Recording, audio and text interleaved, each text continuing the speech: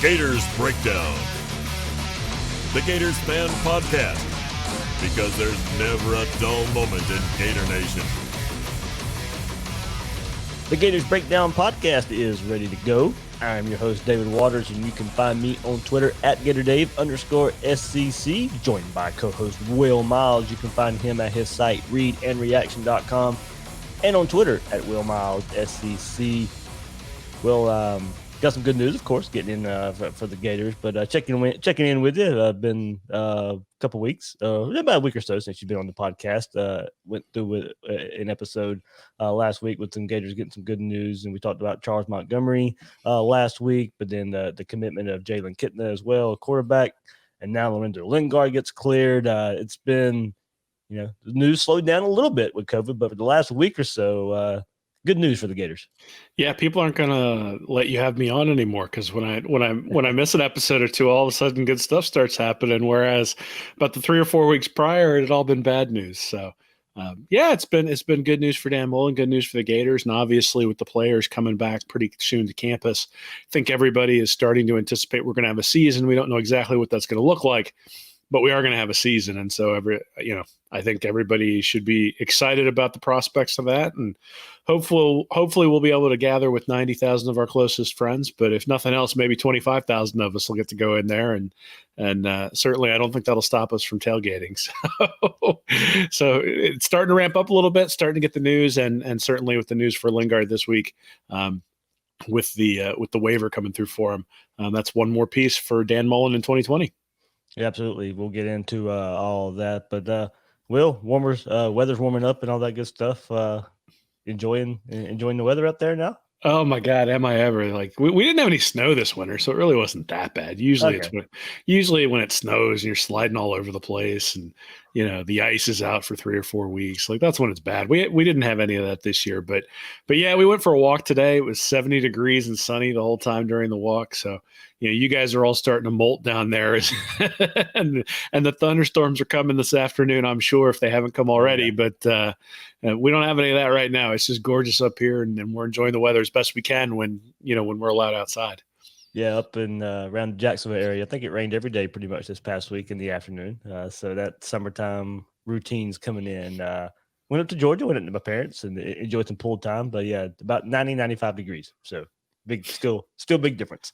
Yeah, well, we go yellow next week, so theoretically people are still supposed to be in their houses up here, but not a lot of us got the memo today when we were out there going for a walk. So I think we're all ready for it to be over, ready for it to be summer, and ready for some football. All right, we're ready for some football and some football talk too. As I said, we'll get into Lorenzo Lingard being declared eligible by the NCAA, and we'll finish up the episode with our part 2 of our opponent Whiparound coverage, getting you set for Georgia, Vanderbilt, Missouri, and Florida State to round up our Whiparound coverage as we head into the summer months. Before we get there, remember you can find Gators Breakdown on news4jax.com/Gators Breakdown. Find all the Gators Breakdown episodes there, as well as News4Jax coverage of the Gators. Please share, rate, and review the show. Subscribe on YouTube or your favorite podcast platform, and follow Gators Breakdown on social media on Twitter and Facebook at Gators Breakdown. So absolutely great news here for the Gators. Lorenzo Lingard declared eligible by the NCAA, and former Army All-American, 5-star prospect, according to the 24/7 Sports Composite. He was rated as the number 25 overall player in the country in the 2018 recruiting class, and the number 2 running back in the nation in that class as well. Also checked in as the number 6 overall player in the state of Florida for the 2018 class. While at Miami, Will finished his first season with 17 carries for 136 yards and 2 touchdowns. Best performances coming against Savannah State, where he amassed 4 carries for 82 yards and 2 touchdowns. Also added 10 carries for 50 yards versus FIU. Missed the final 7 games of his freshman season in 2018 with a knee injury. Cleared to play in 2019. Miami staff brought him along slowly, and he didn't play until about mid-season, week 6 against Virginia Tech. After that game, he met with Manny Diaz, Miami's head coach, and made a play for him to redshirt. And Gators territory, Zach Alberverdi had a really good story on that this past week, and a lot of that comes from this. But quote, he in basically, Lingard, just wasn't right, and there's something going on with that, and that was kind of in relation to his dad as well. Only appeared in 2 games in the 2019 season, didn't receive any carries all season. Around the same time, he recently told the Gators territory Zach Alberverdi that he learned his father was sick and dealing with kidney dialysis and heart troubles as well. So, with that, all that combined, led Lingard to enter the transfer portal back in December to be closer to home. He chose Florida in January without even visiting the Gators. He applied for a waiver to be able to play this season without sitting out. And it looked good for him and other transfers out there that we thought that one-time transfer rule would come into play by the NCAA. They tabled that, and then it turns out he wouldn't need it. As on Saturday, he announced via Twitter that he had been cleared to play for the 2020 season. So, we talk a lot here about recruiting and stars matter, and go out there and get the better players, the 5 stars and the 4 stars. One so far in 2 seasons for Lingard has dealt with some things, but hasn't necessarily been able to show his 5-star status that he acquired in high school. Yeah, well, I mean, he did average 8 yards per rush when he was given an opportunity his freshman year at Miami, and that's certainly pretty impressive when you look at that. Even if it wasn't necessarily against the most outstanding competition when he was doing that. The more concerning thing, obviously, would be the MCL injury that he suffered that freshman year, and then coming back. If Miami didn't think that he was right last year, is his knee fully healed? And if it is. He's a really good player, really explosive player. One of the reasons he's got that 5-star ranking. And you figure that the running backs and the receivers and the quarterbacks are the guys who sort of leap off at you. When you think about 5-star recruits, I think oftentimes it's maybe a little bit more difficult to rate, say, a defensive tackle between a 4-star and a 5-star. But, a running back, usually, right? It's the guy who has the home run ability. It's the guy who really puts his head in the hole and can break tackles and those sorts of things. So I would expect that we're going to see a motivated Lingard. I think we're going to see somebody who's probably more comfortable where he's at, particularly with the health issues that you mentioned with his father. And I think you're going to see someone who's had a year off from the game, and so probably is going to be healthy and able to contribute. Now, Dameon Pierce is a good player, and so he's still going to have to beat him out or slide into a backup role. But the depth at the position for Florida in 2020 just got a lot better, being able to have Lorenzo Lingard in there. And guys like Malik Davis and Naquan Wright and all that sort of stuff are going to get an opportunity too. But Davis has not necessarily stepped into the roles that he's been given the last couple of years under Dan Mullen, and so Lingard's going to get a shot. Yeah, and there's plenty of videos out there that he's put out himself on social media of lifting, heavy weights there on that knee, running at full speed as well. All that's good. We can break down Twitter videos all we want to. It doesn't really matter a whole lot, but it does show some ability there of being able to for his knee to be able to hold up with some heavy weight on it and him to cut and run straight line speed and still use that speed that he was known for back as a high school recruit. And yeah, you put it best, man. It gives some options to this Florida run game. It gives this Gator run game some depth. It gives them plenty of options to figure things out, to get better from last season. But, just in these last couple of weeks, this run game has gotten better. And now it's just going to see how much it's gotten better. That's what we got. That's what we have to see. That's what's remaining to be seen when they go out there and play games. But with the addition of Stuart Reese on offensive line, and now Lorenzo Lingard, former 5-star recruit, you add these 2 pieces to the run game, a run game that struggled a lot, and there's some options now, and there's some ability to get better. And look, this was a run game that showed improvement late once the offensive line started Richard Garage and Ethan White a bit more later in the season. But look, part of that also was LaMichael Pirine and his huge part in that. And he's no longer here, and especially the Pirine we saw in the Orange Bowl win versus Virginia, where he was the difference maker in the game. He was the player of that game. He was the one that jumped off the page in that game for the Gators on the ground, but Will also through the passing game. So we need more proof that Dameon Pierce can handle taking on a bigger role. Pierce is more of the powerful downhill runner. Lingard, a bit of a different style with some more speed and elusiveness there. So you can open up a game with 2 different styles of running backs here. If those are going to be your top 2 running backs. And Malik Davis, we haven't seen the same explosiveness that we saw in 2017, and then some fumbling issues at times last year as well. But for Lingard, coming out of high school, reportedly clocked in around his time at Miami, his freshman season, clocked a blazing 4.27 40-yard dash, 10.71 100-meter dash, but still a lot of questions there for this Gator running game and what he can bring to the table as well in regards to everybody else. But with the addition of him and Reese, this running game is going to be better. It's just to what degree. I think that's going to be what we one of the bigger headlines going into this Gator season. Honestly, for any position on the field, we thought this run game would be better, but with these two additions, I just think that the degree is more in question right now. Yeah, I'll believe those 4.27 40 times when I actually see them. That doesn't sound like it's been laser acquired or anything like that. But I mean, there's no doubt that he's a fast player and that he has breakaway ability.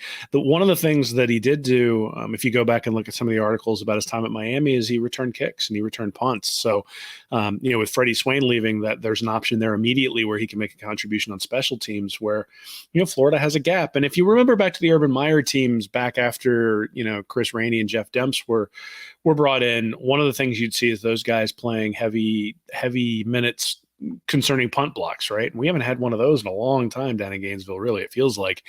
And so just getting more athletic on special teams is a big deal as well. So, you think about the running game, you think about what Lingard can potentially bring to that position. And obviously, if it turns into he wins the starting job, he's probably not going to do a whole lot on special teams. At the same time, if he doesn't win the starting job, if Pierce ends up winning it for whatever reason, then you still have him as a major contributor at other areas where, you maybe don't necessarily want to have Kadarius Toney back there returning kicks because of the injury risk and the limitations that they have at wide receiver because of the four guys who've left over this past year. So having him in that role in special teams, I think will probably be a big deal as well. And then you mentioned catching the ball, and that's something that nobody outside of Pirine has really proven that they have an ability to do, but is a big part of Dan Mullen's offense. And then the other thing that I think people need to watch for early in the year is pass protection. Back in 2017, I think, or 2018, I think there was a big, a lot of people questioned why Jordan Scarlett wasn't in the game as often. I guess it was 2016. People were questioning why Scarlett wasn't playing quite as much. And really it boiled down to not understanding the scheme well enough to be able to pass protect the quarterback. And once he got that down, then he was the most effective runner and he was the guy who was in there. So there's more than just running the ball. When you bring a guy into Dan Mullen's offense, I mean, you can be a first down back and a second down back maybe in Mullen's offense without having those things down. But that's going to be the thing that I think is going to be one of the determining factors is if they're more comfortable with Dameon Pierce in terms of his ability to pick up blitzes, pick up pass protection, and catch the ball out of the backfield, then Pierce may get more playing time, even if he's not quite as effective a runner. If Lingard can come in and show that he shows real value in terms of catching the ball, special teams, picking up blitzes, then he's going to get some opportunities to carry the ball just because you want to be able to have a guy in there for 3 downs. And if you can show the abilities in those other areas, then it allows you to have the running back in there for all those downs and the defense doesn't know what you're going to do. Yeah, and one more, Will, and we discussed this when he was brought in, but also a couple weeks ago with Stuart Reese and Mullen's track record with transfers, and those guys have come in and been impact players. So hopefully one more on the way for 2020 in Lorenzo Lingard. We'll see what happens with the other ones that are still waiting ward. Justin Shorter, I know there's a rumor out there that he's going to be cleared to play as well. I don't know whether to believe that or not, but we'll see if that goes. I think his path to getting eligible is a little tougher than Lingard's here, dealing with his dad being sick and moving closer to home from Miami to moving closer to Gainesville to be closer to his dad in the Orlando area. So, Will, does it change your expectation any for the season here? Of course, it's not the quarterback position. It's not the most important role on the field. It's not the most important position on the field, much like quarterbacks. But, for one thing that we know this Gator team was missing last year, it was being able to run the ball. And so we think it will be better with this team. And if it is better, what it can do, I think, is it lessens the need for Kyle Trask to replicate what he did so last year. That's not to say he can't, but I think it will lead to more explosive plays. You get out there and get the run game going and get some play action passes, and that leaves some downfield passing and that where we said Kyle Trask could probably improve a bit. Well, if teams have to worry about a run game and there's a lot more one-on-one coverage out there, and then safeties are crept up a little bit because there's now a run game going, that helps Kyle Trask. So maybe, overall this helps where Kyle Trask maybe doesn't have the stats that he had last year, but there's much bigger plays because the run game is helping Kyle Trask and him not having to be the guy almost, play in and play out. Yeah, I mean, everything works in concert, right? So having a running back there who's explosive can make a difference. But I really think it doesn't change my expectations a whole lot because my expectations are already pretty high. Yeah, that's and, part of it. and if you're looking at, 2020 is the year that Florida's going to have to make their move because of all the quarterback transition that's happening in the SEC, because they have a guy coming back who's proven himself to be one of, if not the best quarterback in the SEC coming back. And so you expect them to be able to lean on Trask. But a couple of things that I've written about in the past couple of months is that, against better defenses, they were able to squeeze Trask and sort of make him do things he didn't want to do because Florida didn't have the running game. But again, if you look back at 2018, Pirine averaged 6.2 yards per rush. And then you look at 2019, he averaged 5.1 yards per rush, pretty much the same number of carries. And they threw to him a lot more. So they threw to him 40 times last year, and they only threw to him 13 times the year before. Well, why is that? Well, the reason is because the offensive line was struggling. So, one of the good things about all the transfers that Dan Mullen has brought in is not only that he's hit on them, but that they've been guys who have been important and in positions of need.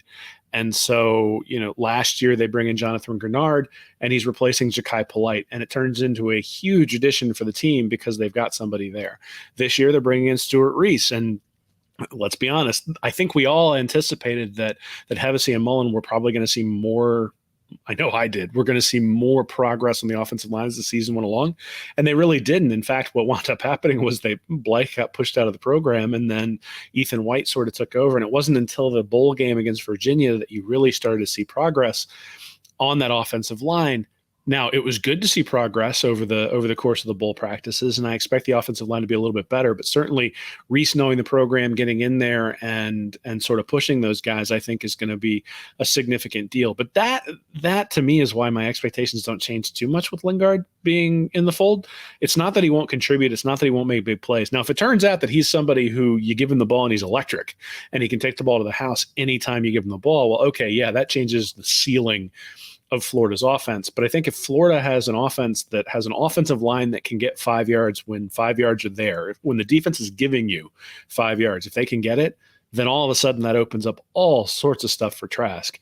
Now, obviously, if Lingard can take that 5 yard run and turn it into 50, okay, well, now that really raises the ceiling of what the offense can be. But that's maybe where my expectations lie a little bit, is if he can be a truly explosive guy who's just really, really dangerous when you give him the ball, it changes what the ceiling of the offense can be. But I think from the standpoint of the functionality of the offense, the offensive line is probably where my expectations lied a little bit more, and that's where Reese becomes really important. Yeah, I think it's going to be successful either way. Just how does it look? Will it be more Kyle Trask, or will it not be as much Kyle Trask? Because I think he can rely on Dameon Pierce, Lorenzo Lingard, some of the other backs as well, and this offensive line getting better, like you mentioned. Well, before we wrap up quickly, the Gators got their second quarterback commit of the class. I briefly hit on it on a YouTube video this week, but we'll bring it into podcast form a bit as well. 3-star quarterback out of the Dallas area, Jalen Kitna is the son of John Kitna, quarterback out there. Carlos Del Rio is already in the fold, but went and got a second quarterback, mostly to make up, missing Jalen Jones when he was booted from the program, basically about a year ago, right after spring practice. And so, 6'4", 200 pounds, put on a lot of that weight since the turn of the year, about 25 pounds or so. Not necessarily, of course, thought of as one of the better quarterback prospects out there. As I said, only rated a 3-star. I do know for a fact that the coaches like him a lot. They really love his potential here. But, Will, just nothing more than, honestly, just a second quarterback in the class to bring some numbers in after this year where, Emory Jones and Anthony Richardson were going to be the only scholarship quarterbacks on as far as guys who are already on the team. For the 2020 team, they were going to be the only quarterbacks on the roster next year until Del Rio and now Kitna are part of the class as commits for the 2021 class right now. Yeah, well, I mean, I think you like that he's a coach's son, right? You figure that he's going to have an in-depth understanding of what Dan Mullen's trying to do, and you figure that his dad has been involved in terms of where he's going to select to go and why he would select to go there. The fact that he's a 3-star and really is more of a developmental quarterback, I think, does speak to the kind of guy you'd want to bring in, right? I mean, Carlos Del Rio basically said he doesn't care. Go ahead and bring him in. But part of that is because they're not bringing in a guy who's rated exactly the same as Carlos Del Rio, which is something that we saw can backfire a decade ago when Will Muschamp brought in Jeff Driscoll and Jacoby Brissett at the same time. And then you end up with one getting hurt right after the other one transfers. And it really sets you up to be sort of numbers deficient in the background. I have no doubt that they've probably told Kitna he'll have a chance to win the job, but that, he's starting at a little bit of a disadvantage just because of the room that he's coming into to begin with. But yeah, I mean, I think anytime you got an opportunity to add a guy with a strong arm, and this is something that I think we talked about a little bit, maybe during the season when Trask came in, is that it's going to be interesting to see how programs recruit at the quarterback position, because if you bring in 2 or 3 or 4 highly ranked guys year after year after year after year, you're always going to have to be worried that they're going to transfer if they don't get an opportunity, especially with the one-time transfer rule that's going to be coming in and all those sorts of things. And one of the things that's very special about Trask is that, in high school, he stuck it out at the same high school, and in college, he stuck it out at the same college, and now he's reaping the benefits of that.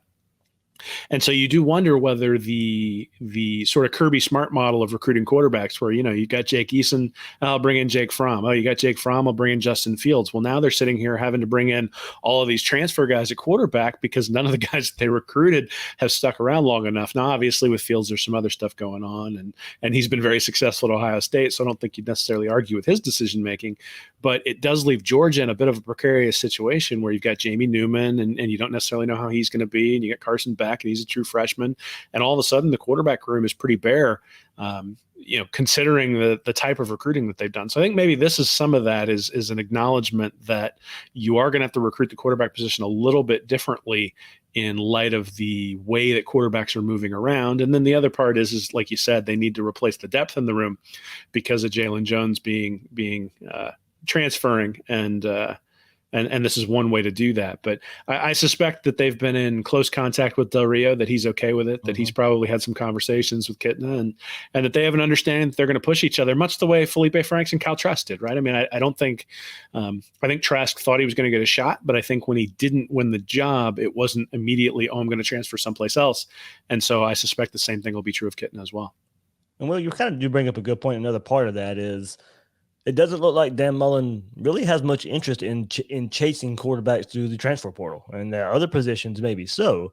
But as you said, with Kitna, he can groom him. He can sit back there. He can learn for a bit, and if something does happen, well, at least you've had a guy who's been around the program and didn't have to go chase a transfer, didn't have to go chase a grad transfer to come in here and be your quarterback. You and I were very high on the Joe Burrow sweepstakes when he was choosing between when he chose to leave Ohio State.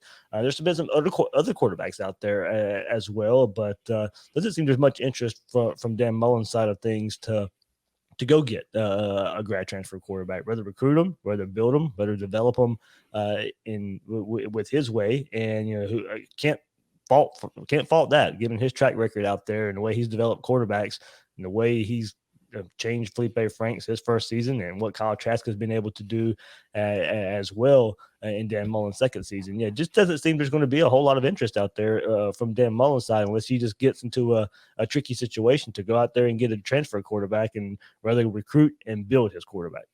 Well, now you're just trying to bait me by telling me that he wasn't interested in going after Burrow. I'm not saying he wasn't, but I'm not sure it was as heavy as, what LSU was doing. If there's probably some discussions, I just don't think he was going to get on his hands and knees and go plead for a transfer quarterback.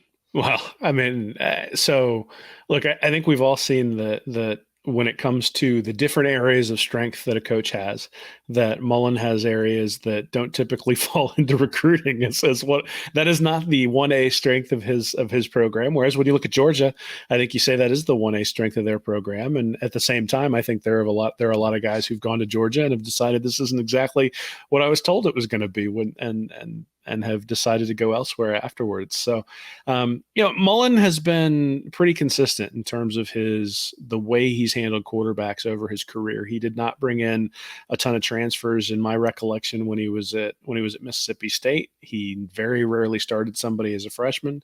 He's not bringing in guys to compete after he's had guys in his system working for 2 or 3 years. And, that changes if you're not comfortable with the guys in your room. But the reality is right now he's probably very comfortable with Kyle Trask and Emory Jones. And by the end of next year, he should be very comfortable with Emory Jones and Anthony Richardson. And by the end of the next year after that, he should be comfortable with all 3 of those guys, with Del Rio and Kitna involved in that as well. So, if you're bringing in a guy every year, then you don't need to go hit the transfer portal if they're not transferring out. And that's maybe and therein lies the ability to communicate, the ability to interface with your recruits, the ability to sort of sell your quarterbacks on what they're actually going to do. And the reality is if a 5-star quarterback looks at Florida and says, I want to come in and start right away, well, you're going to have to win the job, right? You're not just going to be given it because you're a 5-star recruit. That's been Mullen's history. And certainly I'd love for him to bring in a 5-star recruit, but I think that the quarterback room at Florida is pretty strong right now. I think when you look at the guys who are in there, you'd love for them to hit on somebody who's, Trevor Lawrence or somebody like that. But, short of that, I think he's done a really good job of bringing in guys who fit his offense, guys that he likes, guys that he can develop. And, the other thing is he's taking guys that he didn't recruit and guys that he didn't promise to develop, and he's made those guys better players as well. So I'm not going to doubt his ability on offense, really. I'm not going to doubt his ability at quarterback. I think at the end of the day, you got to trust that Mullen's going to know what he's doing with these guys, and that if he sees something in Kitna that likely it's something that he's going to be able to use over the course of the 4 years that Kitna's in school. And you sort of hope you never get to the point where, you hope that one of these guys that he's brought in turns into, the next Tim Tebow, Cam Newton, somebody like that, Danny Werfel, a guy who can play for 3 or 4 years and be a star. But at the same time, if you go back and think about Werfel, when he first came in, he was splitting time, that freshman year. Spurrier was yanking him in and out. You go back and you look at Tebow, he came in and split time with Leak his first year. You go back and you look at Rex Grossman, even when he came in, and he was splitting time until he finally took over in 2001. So, you don't always know exactly what you've got until you put a guy out there and sort of have him splitting reps. And I suspect that that's going to kind of be what happens over the next few years, is that Mullen's going to suss out which one of his guys is his guy to ride with. And hopefully that guy can give us a 3 or 4 game winning streak against Georgia. And the thing about it is, I brought it up too in the video, different styles of quarterbacks too, not necessarily just stuck on one, dual threat or pro style or drop back passer. Mullins going out and recruiting different styles of quarterbacks as well. So, Will, before we wrap up this episode and for the Whiparound coverage part of what you got going on at Read and Reaction this week. Yeah, so we're going to be doing a couple of things. I still got Nick. He's working on the Charlie Pell stuff pretty hard. We're going to be releasing those sort of rapid fire. We released a couple of them before we realized how in depth it was going to get. So we're going to be releasing some of those, and then I'm planning on looking into some differences between the coaches is in the SEC, sort of understand where those guys stand. I know most people rank people like Orgeron now is getting an awful lot of love because he won a national championship, and rightfully so, right? When you win a championship, you're going to get a lot of love. But I've been looking back at the coaches to see what their different records are, and it's interesting. I think I found some things that people may not necessarily jump out to people when they think of different coaches and their abilities, and there will be some Georgia slander, so it'll be fun. I know Athlon put out their coaches rankings that got blown up, and Dan Mullen was second in the SEC there. So pretty interesting there. But I'm going to work on an episode. I think we're trying to get Braden Gall on for a Florida Georgia debate episode coming up in the next few weeks at some point, Will. So be me and you and a couple other dog fans, podcasters. So it should be pretty fun for the 2020 season. And Braden Gall from Athlon said he'd jump in and help along the way. So. Well, the problem is we don't have any recent wins to sort of hang our hat on. So this is for 2020 only, I guess. Yeah, so we'll have to tell them that they can't say look at the scoreboard while we're arguing back and forth. But I'm sure there will be a couple of references to backup quarterbacks in Alabama. So we'll make it fair. All right. Before we, you can find Will at readandreaction.com and on Twitter at WillMilesSEC. And to finish up this episode, we're going to conclude our opponent whip-around coverage. The first part was released a couple of weeks ago. We'll finish it up with the last 4 Power 5 opponents on the Gators schedule with a look at Georgia, Vanderbilt, Missouri, and FSU from reporters and analysts that covers those teams. Thanks, Palmer Tom from Dogs 24/7. And Palmer, let's get right into it. A lot of change on the Georgia coaching staff the last couple of seasons, but this time on the offensive side of the ball, Kirby Smart, philosophically changing the offense. Todd Monken is now the new offensive coordinator. Sam Pittman leaves for Arkansas. Former Ole Miss head coach Matt Luke's now offensive line coach. Wake Forest transfer. Jamie Newman's taking over for Jake Fromm. DeAndre Swift is gone, along with a few offensive linemen. Do you feel the move was necessary after only one season of average offense? And how's it all going to work together with so much change? Yeah, looking at last season in college football, I think everyone is looking for their Joe Brady and what LSU did with Joe Brady, bringing him in from the New Orleans Saints. Georgia brings in Todd Monken, who has spent time at both the college and professional levels. Was an offensive coordinator at Oklahoma State before being a head coach at Southern Miss, and then transitioning to the pros and worked with the Tampa Bay Buccaneers and the Cleveland Browns most recently. I think, Kirby Smart and Georgia think that they can get what LSU got in Joe Brady, a sort of hybrid, pro-style spread offense and bringing in Jamie Newman. It's a different quarterback than what Georgia has had the past couple seasons in Jake Fromm. And so I think there's a lot for Georgia fans to be excited about. And I think it was definitely worth the change. With everything that Kirby Smart brings to the table defensively, there needed to be a little bit of a philosophy change offensively, and bringing in Todd Monken certainly does that. Is there worry with so much change going on that, of course, now missing spring football, that all this change is gonna at least maybe lend itself to a slower start for the Bulldogs?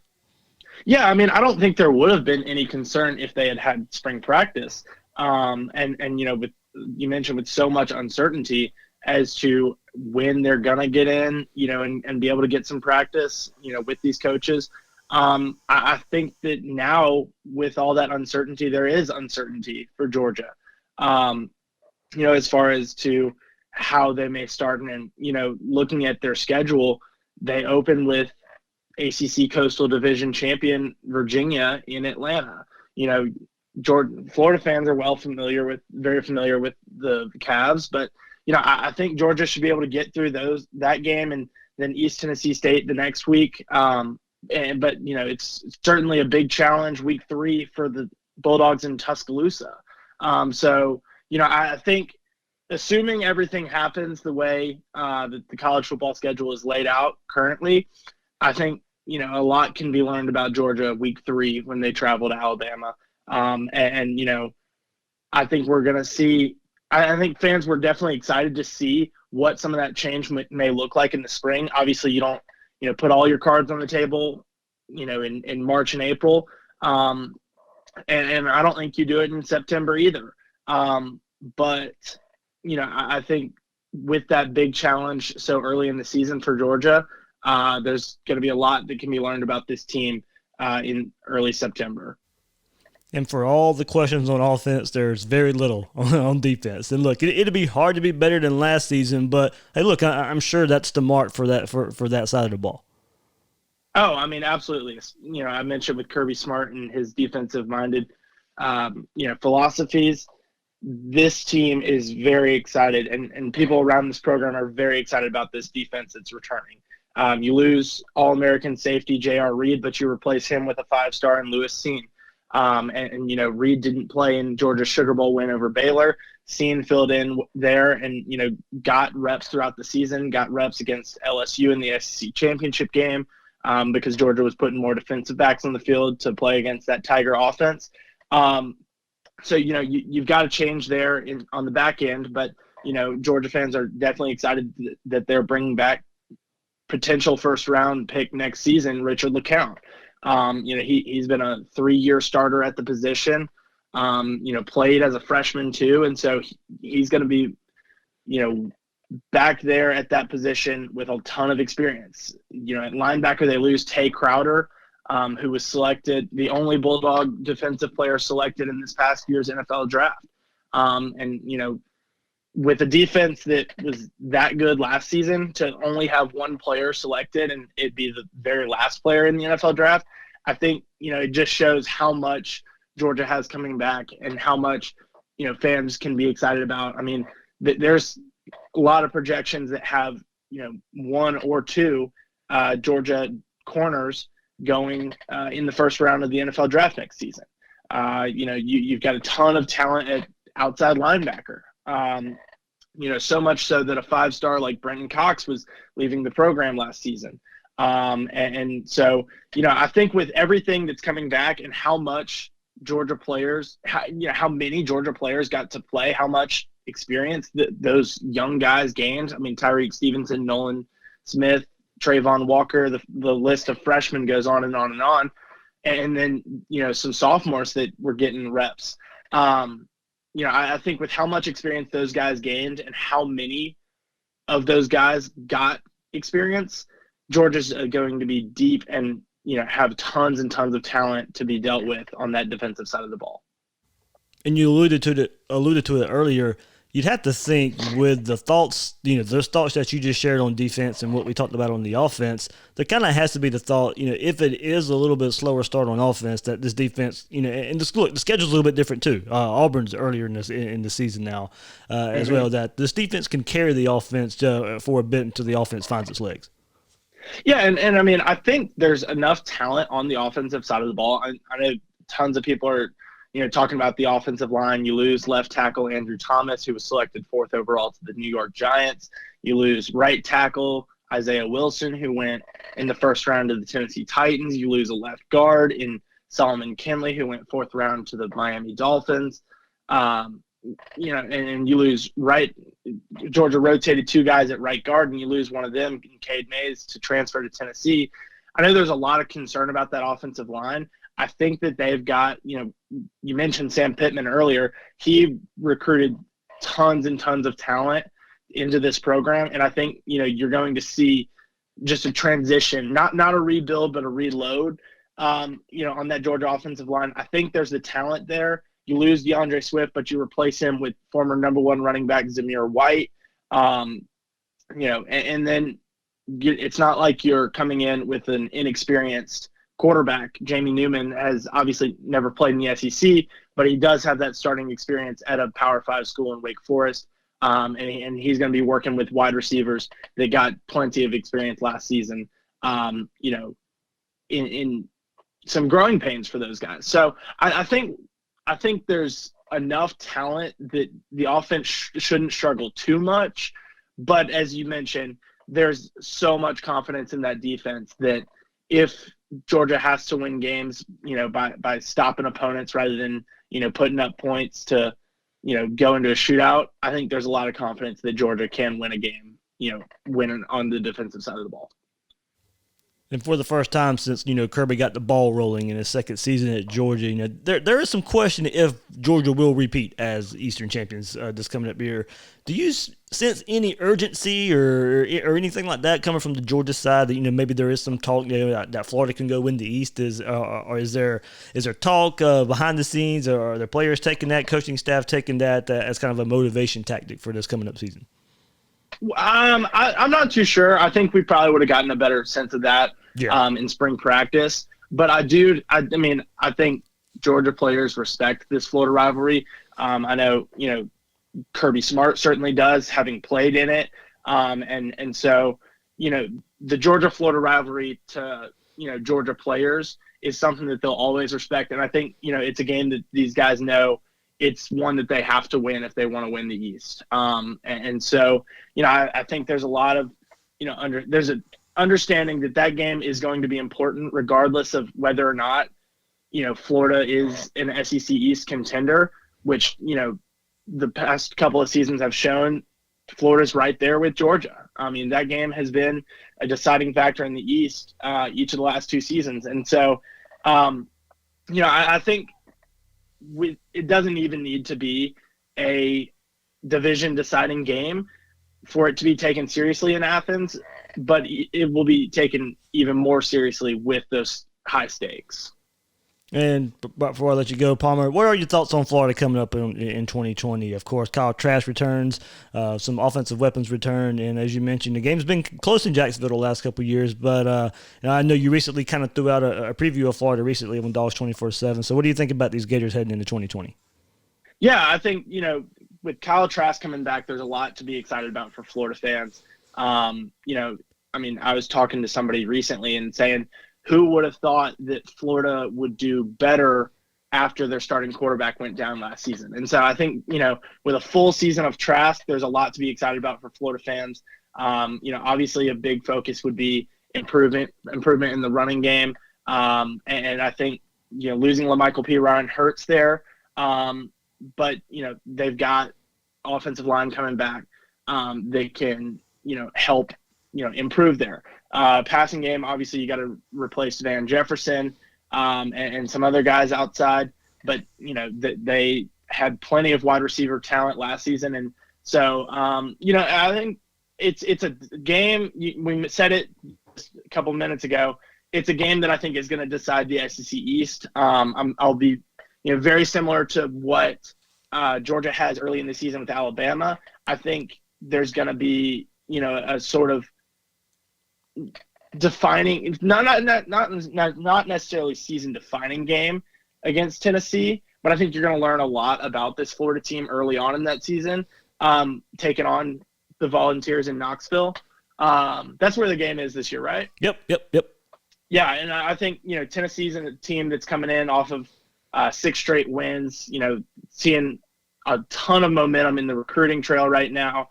I think that's a game that, just like Georgia has with Alabama, Florida is going to learn a lot about this team, this Gator team, in year 3 of Dan Mullen traveling to Knoxville. Yeah, that game in Jacksonville, it's always, like you said, it's always big, but, Florida's going to have to get past Tennessee and Kentucky, who's given them recent troubles as well. And then Georgia gets past Alabama and Auburn. Yeah, they get past those 2 teams, and Florida's got LSU before Georgia as well. So, we'll know a lot about these 2 teams before they head into Jacksonville and just how big that game can be, hopefully on Halloween weekend. So. Certainly. All right, Palmer Thomas from Dogs 24/7 joining us here, giving us a preview of the Bulldogs. Palmer, thank you, man. Absolutely. Joining us next is Chad Bishop, senior editor of Athletic Communications at Vanderbilt. Chad, Vanderbilt took a step back last season. How much pressure is on Derek Mason to turn it around in 2020? Yeah, a lot of pressure, but I don't think that differs from any other year, and I think Derek Mason would tell you the same. I mean, all these head football coaches put tremendous pressure on themselves, and I think every FBS or FCS or any college or any coach at any level would say, one year to the next, everything can change, and I think the perfect example is 2019 for the Commodores, right? I mean, you had 3 big-time NFL talents on offense, and there was a lot of hope and a lot of high expectations, and things quite simply just did not go right. I mean, it's a simple explanation, but that's what happened. They put a lot of eggs in the Riley Neal basket at quarterback, and things didn't quite work out there. The offensive line maybe didn't play up to the standard that they thought it would. Defense was pretty stable for the most part, but just really couldn't hold on for 4 quarters, week in and week out, and things never just quite clicked. So Vanderbilt's kind of hit a reset button, so to speak, going into 2020. So, with all that being said, I think Derek Mason doesn't feel any added pressure because 2019 was 3-9 or 2018 was 6-7. He feels the same amount of pressure, year in and year out to get the Commodores back to a bowl game and to get his team to a winning season and to put his guys in the best position to succeed. You mentioned hitting a reset button in a way. Mason decided to replace both coordinators. So what can we expect from those moves? Yeah, that's a huge move, and two kind of really different scenarios there. Let's start on defense with Ted Roof. That should be a very familiar name to college football fans. Was at Georgia Tech for a long time. Has been a defensive coordinator really all over the Southeast and all over college football. Just a veteran presence who, as we all know, knows how to coach defense and knows how to create successful defenses. And I think that's going to be key for Vanderbilt because they have a lot of talent back on defense. If there is a strong suit of the 2020 Commodores, I think it's going to be the defensive side of the ball. Most starters are back. Most reserves are back. A lot of talent in the linebacking core, a lot of talent in the secondary.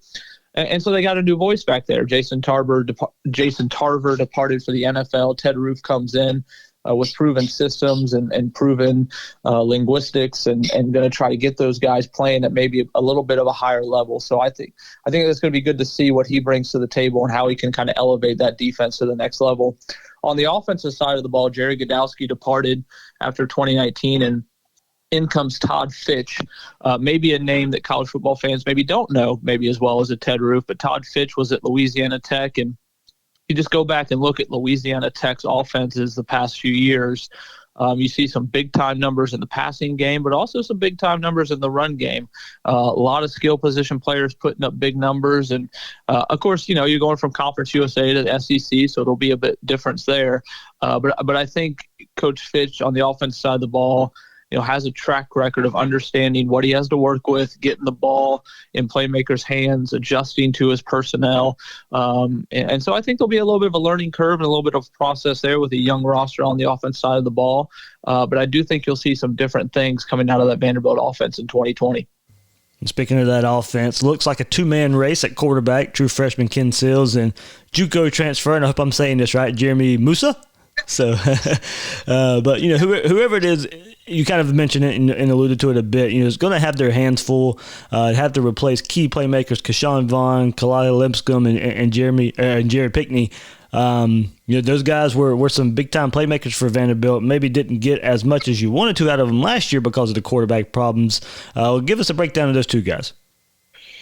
Yeah, no doubt. And I'll start, by saying not only is it a two quarterback race, it may turn out to be a four quarterback race. Vanderbilt brings in four new quarterbacks on scholarship. Jack Bowen is still on the roster, who is a walk-on quarterback. Ken Seals and Jeremy Musa, who you mentioned, were with the team for spring practice. But Jeremy Musa was rehabbing an injury. So Ken Seals was the only scholarship quarterback taking snaps and likely would have gotten the majority of the reps in the spring game had there been a spring game. And Ken Seals is a big-time player, a three-star recruit out of Texas. Really, realistically, probably should have been a four-star label. I mean, the kid threw for a ton of yards, led a high school called Weatherford High School to the playoffs where they hadn't been in a long time. Just your quarterback's quarterback. I mean, the kid has played quarterback all his life, been to all the big-time camps. Really the future at quarterback for Vanderbilt. But Jeremy Musa came from a junior college. Danny Clark came from a junior college. He was at Kentucky for a couple years. He was an Ohio State commit as a high school talent. And then you bring in Mike Wright, a true freshman from Atlanta, who was once upon a time committed to Central Florida. So you have those four guys there behind center. And it's going to be as wide open as a quarterback battle as maybe Vanderbilt has seen in a long time and a lot of college football programs have seen in a long time. But I think that might turn out to be a positive because like a lot of Vanderbilt's offense and a lot of its position battles, they're going to be so open that's going to create a lot of competition in fall camp and maybe help elevate the play of some of these guys. So they'll certainly look to one of those quarterbacks, whichever one can get out there and lead that offense and put up numbers and get the ball in the hands of the people who are supposed to have it. And I think it'll be very interesting because you got a bunch of different talents. Ken Seals, is kind of your prototypical pro-style quarterback. He can move a little bit, but he's more of a pocket passer, whereas Jeremy Musa, Mike Wright may be a little bit more mobile, and Danny Clark's the veteran coming in who has been in the SEC, albeit he didn't play a lot, but he's been in SEC clubhouses and been on the road and been with an SEC program. So there's going to be some interesting moves at that quarterback position come fall. If we go to the defensive side of the ball, and you mentioned a lot of talent returns, but the top 10 tacklers returned from last season. And, Roof coming in, Mason being a defensive-minded head coach. I mean, all that combined and all the experience, that has to lead to some kind of belief that there's going to be some improvement on that side of the ball, right?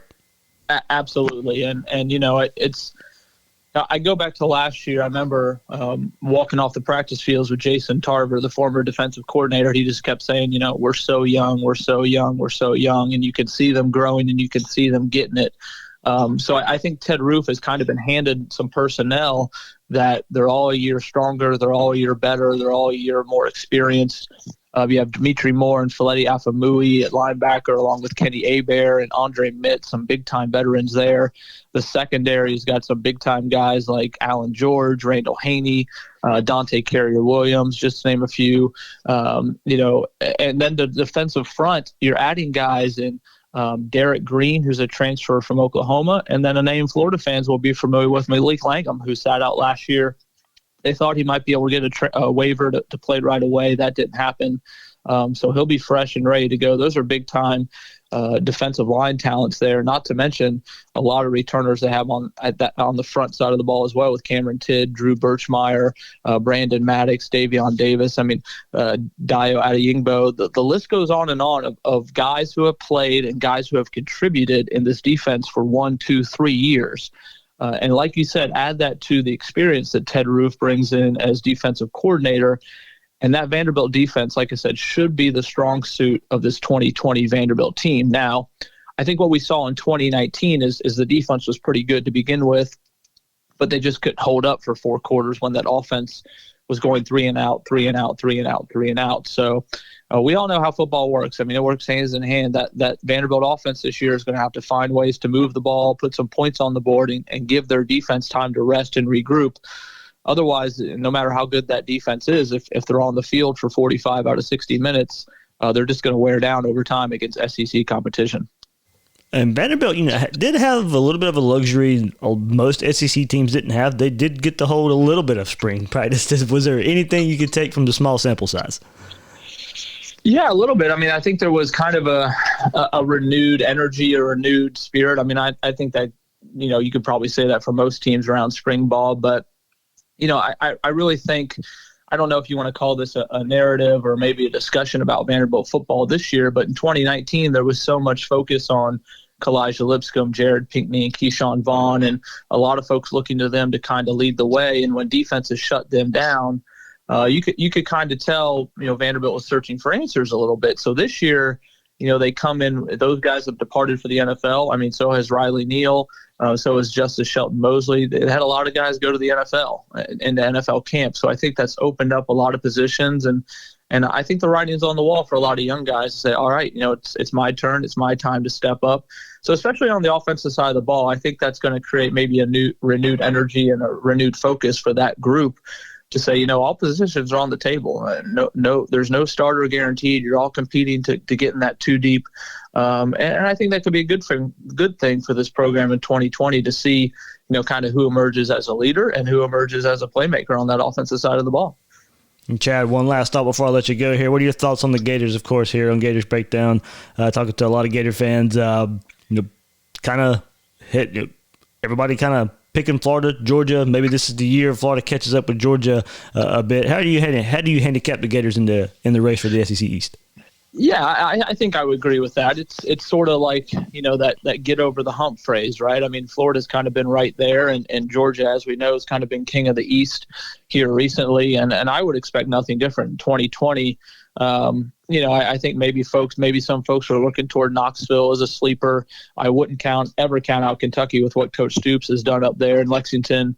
But I still think at the end of the day, it's probably Florida and Georgia's division to win. It's just a matter of, can the Gators get it done in Jacksonville for one, and then can they kind of remain unblemished the rest of the way, which, as you and I know, is easier said than done in the SEC East or the SEC as a whole. So, I would not be surprised to see them in Atlanta at the end of the year. Of course, if we have an Atlanta at the end of the year, right? So, I think that's going to be a tough out for most teams, and I'll be interested to see what the Gators look like when they arrive in Nashville in the fall, kind of where they're at and where they're headed, and if they're up to the expectations that I think the preseason will have them at. All right, that's Chad Bishop, Senior Editor of Athletic Communications at Vanderbilt, joining us here on Gators Breakdown, giving us a great preview of the Vanderbilt Commodores. Chad, thank you, man. All right, buddy. See you. Gabe DeArmond from PowerMizzou.com on the Rivals Network joining us right now on Gators Breakdown to give us a quick preview of these Missouri Tigers. So Barry Odom out, Eli Drinkwitz in after one season at Appalachian State. He is in as new head coach of the Missouri Tigers. So, of course, hard to really get a read on a new coach without any football going on. But what's been the early return so far, Gabe? Well, he's won the PR battle, which in the offseason is really all you can do, you know. I mean, he's good at Twitter. He's good at getting the fans kind of fired up. You know, he has some kind of snarky comments for the media, which people always enjoy. So, you know, he's recruiting pretty well, at least so far. I think they've got 8 commitments, I think is the number right now. But, you know, it's I've always said, like, I've covered a fair number of new coaches here in 2 sports, and never is a coach more popular than like the 8 months before he coaches a game. You know, I mean, everything is possible and everything's great. And don't you dare say otherwise. And we'll see how it is like after Missouri plays South Carolina in week 3 or 4, whenever that happens. What was the initial reaction from the Tiger fan base? Of course, only at Appalachian State for one season, a lot of success there. Was there skepticism? You know, because it's not really a well-known name, but certainly some good results to point to so far. I think most people were pretty excited because it's a very un-Missouri-like hire, to be quite honest. You know, they don't tend to go out and take the risk, and this. You tend to kind of know what you're getting. I mean, like Conzo Martin, we kind of knew what he was. That's a relatively safe hire. You know, Barry Odom was the very safe hire. I mean, not from the sense of would it work or not, but like he was the in-house guy, all that. Gary Pinkel, back when they hired him, like was a little bit of a chance, but he wasn't this exciting guy. You know, I mean, Drinkwitz has a personality, and the possibilities for what he could be are. I mean, it runs the gamut. Everything, you know, I mean, he has a chance. Hey, he's 36 years old, young guy. He has a chance to recruit like nobody's ever recruited at Missouri. He also has the chance to be like, you just paid $4 million for a guy who's literally never coached his own players. You know, so I don't think anybody really has any idea what to expect. That's part of what's fun about it is that there is that wide gulf of what might or might not happen. And I'm sure much has been made. He was at App State. And look, already got a big win over an SEC team last year. Yeah, and a team that, you know, Missouri tends to kind of be in the same neighborhood as generally. I mean, if you look back since Missouri's joined the SEC, generally Missouri beating South Carolina means pretty decent things for what they're going to do in the East and all that. So, yeah, that's helpful. Again, I have some questions because, I mean, we know Scott Satterfield is a good coach now because not only did he do it at App for a while, but like he took Louisville and had one of the bigger turnarounds in the country last year. So I know Scott Satterfield can build a program. I know Eli Drinkwitz can keep the program that Scott Satterfield has built on the tracks. I just don't yet know if he can build it himself. Well, one thing we do know, he has a background in offense, pretty exciting offense. But without a clear quarterback for the Tigers this coming year, and then Larry Roundtree and Tyler Beatty returning at running back, do you expect to see a run-heavy attack this coming season? I mean, it would make sense, especially because receiver is kind of. I mean, they lost Albert O at tight end, and wide receiver wasn't much of a strength last year. They will be, I think, better running the ball than they will throwing the ball. And, quarterback will be interesting because, the quarterbacks weren't allowed to talk during the 3 spring football practices we saw. And while you would think Sean Robinson, a transfer from TCU, has the upper hand, I mean, well, most of spring practice got canceled, so whatever upper hand there might have been, I'm not sure he's going to have. Connor Bazelak is a redshirt freshman who played a little bit, actually started the Arkansas game, played a series at Georgia, played a little bit here and there, started the Arkansas game, was looking pretty decent, tore his ACL in that game. So he was going to miss spring football. Well, all of a sudden, just missing those 3 practices really isn't nearly as big a deal as it was going to be because he's expected to be back for fall camp. So there could be, because of the way everything's gone the last couple months, there could be a little more of a competition than we thought there was going to be. And if we move to the other side of the ball, Drinkwitz decided to keep defensive coordinator Ryan Walters from Odom's staff. Do you think that was a wise move, and will it help the transition to this new staff, especially now with no spring practice? At least there is some familiarity with a coach on staff now. Yeah, not only did he keep Walters, he kept the defensive line coach and the cornerbacks coach, and Brick Haley and David Gibbs. And it's kind of interesting. I mean, it's the exact opposite. Missouri had a defensive coordinator as the head coach, and I mean, I haven't been around many guys who were more hands off the offense than Barry Odom was. I mean, in press conferences, he called the offense they. I mean, it was crazy how hands off he was. Now, I think Drinkwitz will be a little more hands on with the defense, but he's the offensive coordinator. He's not going to spend most of practice over watching the linebackers. So I thought one of the kind of issues under Odom was it was almost like they had 2 head coaches. It was like, hey, he's the head coach of the defense, and then they got this other guy over here running the offense. And, the last 2 years, that other guy was Derek Dooley, which didn't go very well. So I'll be interested to see kind of how Drinkwitz handles the defense and all that. So, I think it helps having the same guy. And defense was not the problem with this team last year. I mean, it struggled in the opener against Wyoming, certainly. But after that, they really played pretty decent defense most of last year. All right, Gabe, before I let you go here, kind of thoughts on the SEC East right now and kind of how it shakes out. There's a lot of talk of, this being a Gators podcast, that the Gators are maybe even catching up for Georgia for one season with the experience of Kyle Trask coming back and Dan Mullen. How would you handicap the SEC East right now? Yeah, I mean, I know there's definitely questions about Georgia with what's going to happen at quarterback, and they lost a lot.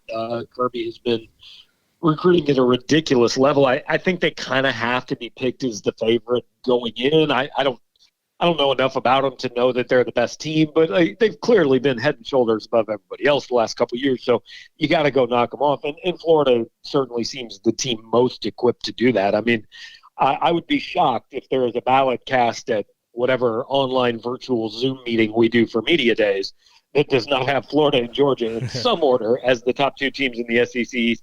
Except, of course, we will have 3 people who work in Knoxville who go for Tennessee.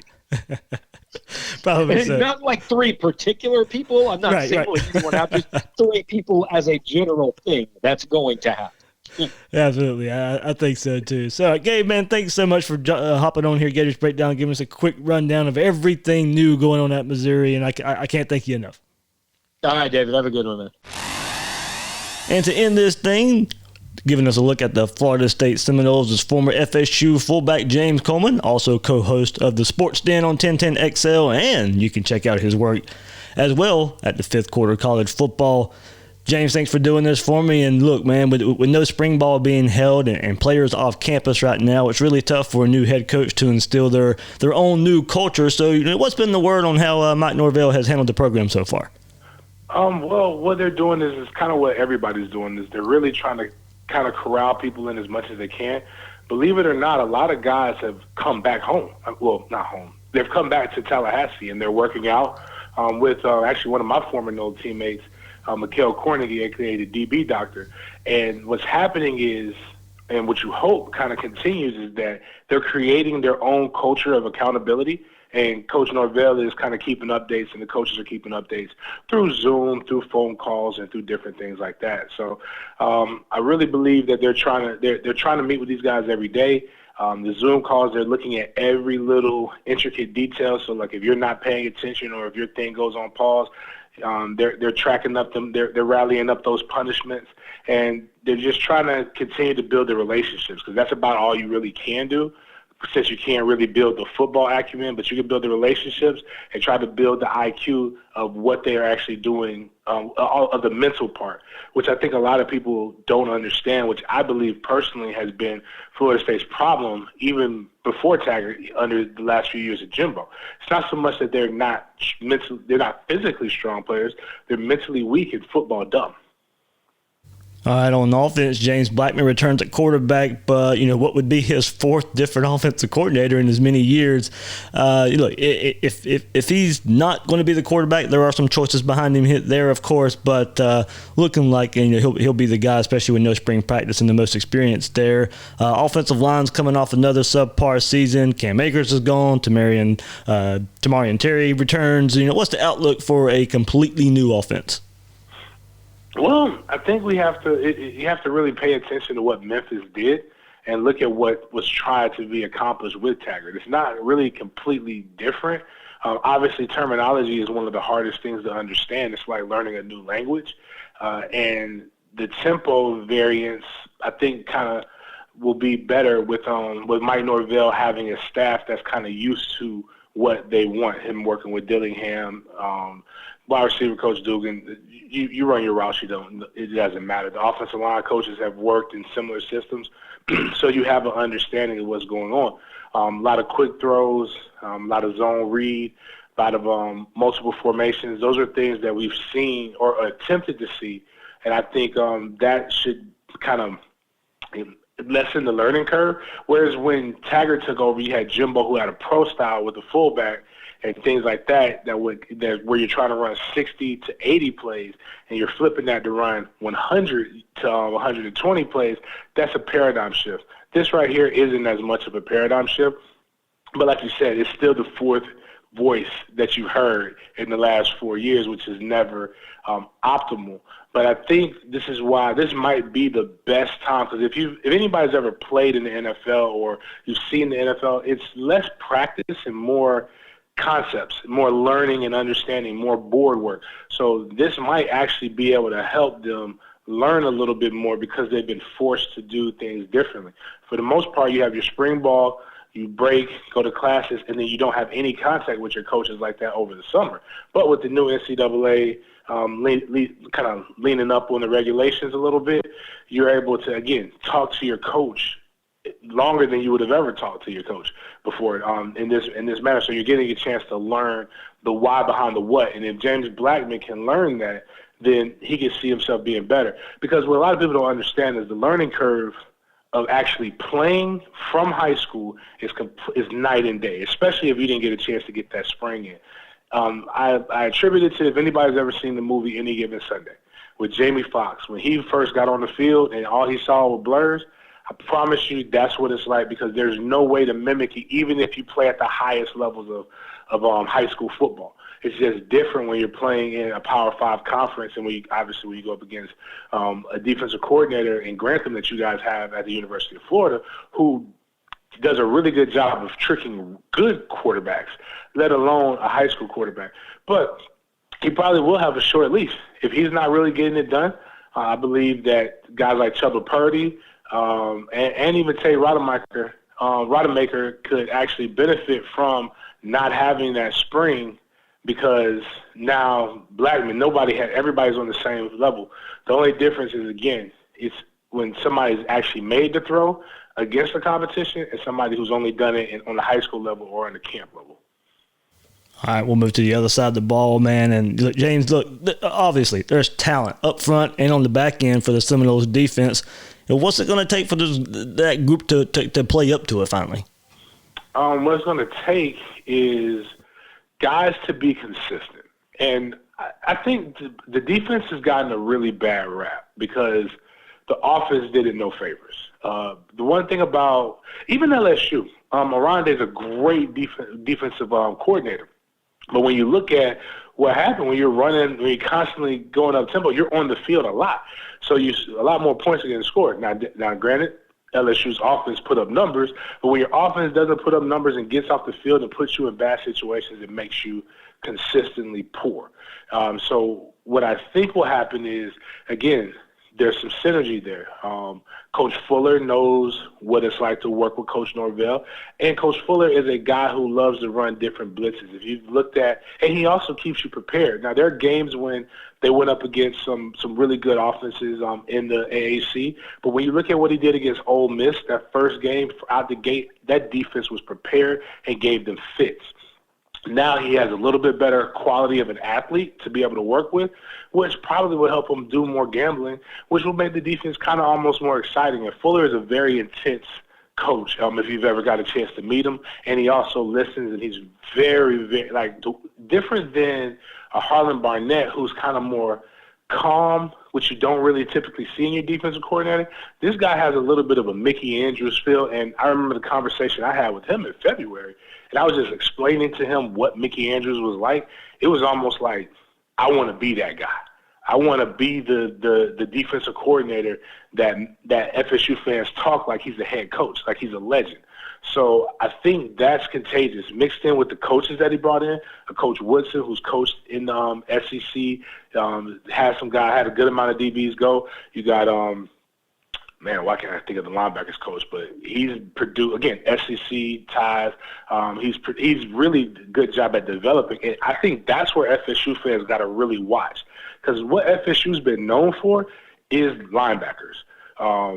You had from your Bushes to your Derek Brooks to your Marvin Jones to just always a middle linebacker who was a guy who just intimidated people and set the tone.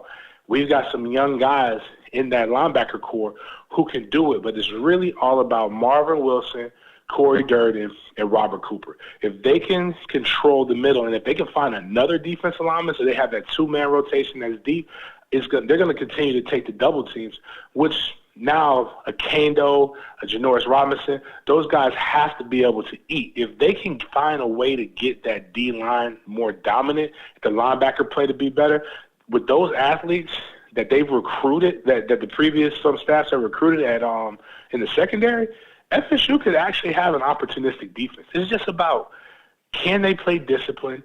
Can they buy in, which is it's such a stupid word to be able to have to use at a Power 5 level. But if they can buy in, FSU could actually put out an 8-9 win season. All right, James, final thought here, of course. It is a Gators Breakdown, Gators podcast. What's your thoughts on Florida? Dan Mullen, 2 seasons here, 10 wins, 11 wins, going into year 3 where a lot of people are, maybe picking Florida to kind of upend Georgia in the SEC East here. What's your thoughts on Florida and, how FSU matches up in Norvell's first year? I think Dan Mullen is an excellent coach. For all the jokes and a lot of other things, I think he's a really good. He's very good at creating mismatches and being able to get the most out of his players. And when you listen to him talk about it, it's very rare. Not rare. It's very, very good. I always go back to, I think, what he said the first year. I don't have to have a running quarterback. I have to have a quarterback who's willing to run. And it just explains the offense. It makes it, you have to be a threat. And it gives 3 dimensions to an offense that most people don't have.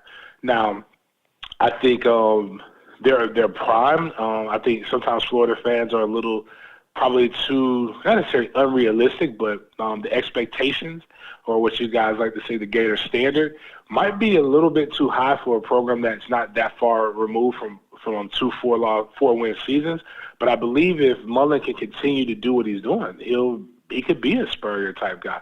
Because he's recruiting in the top 10. He's doing a good job, which that was one of his weaknesses. But winning and the logo and him bringing in some guys that actually do have good relationships and can recruit well, I think that's going to at least get you in a conversation.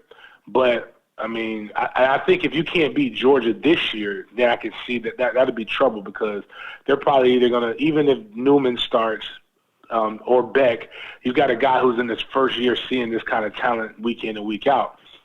But I do think that if nothing else, Florida will be one of the top 4 teams in the SEC, even though I believe Tennessee is building something up there in terms of recruiting with what Pruitt's been able to do is amazing.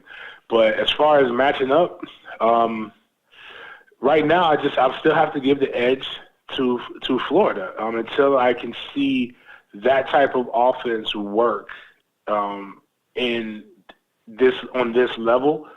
I have to give the edge to the defense with Grantham. I have to give the edge offensively to what Mullen can do. Even though I think you have a couple guys who are primed for having breakout seasons at wide receiver for what I've seen, even though nobody's really eclipsed or pushed. But the one thing is consistent. Mullen can find a different target. And your running backs, should be pretty good. I mean, especially if you can get the young man from Miami eligible. If he's on the field first, I mean, I think that gives you guys an edge. And your trenches, the way Florida's recruited the trenches the last 2 years, really puts them, in my opinion, ahead of Florida State for the next 2 to 3 years.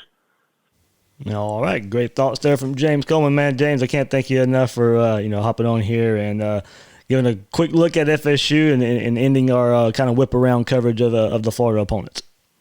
No problem, man. Anytime. That concludes our opponent whip around coverage, every opponent previewed for you for the 2020 season right here on Gators Breakdown over the last few weeks. Been a lot of fun to get caught up with, like I said, no spring practice, so we kind of missed out on some of the storylines we would have been following for these Gators opponents. But a lot of good stuff there, and get you caught up heading into these summer months with all these preseason magazines coming out. So you caught up on some of the opponents now that the Gators will be facing as well. So that'll do it for this episode of Gators Breakdown. I am your host, David Waters. You can find me on Twitter at GatorDave_SEC. Guys and girls out there, thanks for listening to this episode of Gators Breakdown.